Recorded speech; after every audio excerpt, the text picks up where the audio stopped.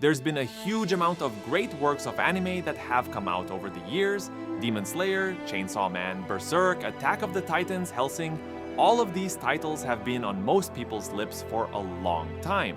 But it is not uncommon that among the popular and cult creations are lost anime, which for certain reasons have not managed to gain world fame.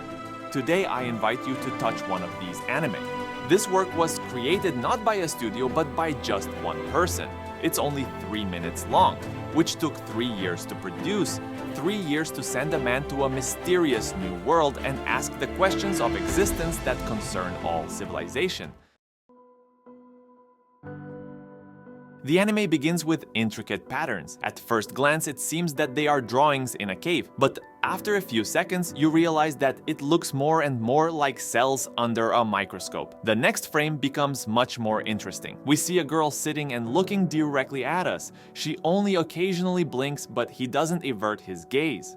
Look at the background. What is that creature? It looks like a big clam, but at the same time, it's a seal. You can tell by the whiskers on its head. The details around it are not insignificant.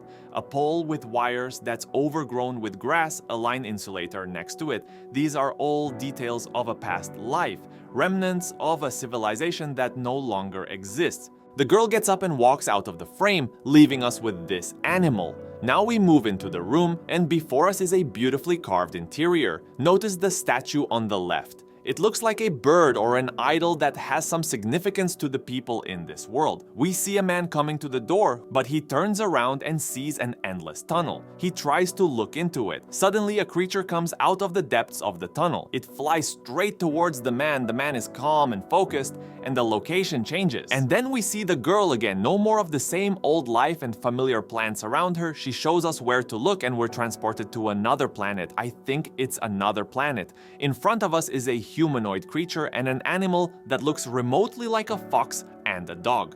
Amazingly, you look up at the sky. There seems to be a new planet nearby. The man looks around and sees a crowd of people in front of him.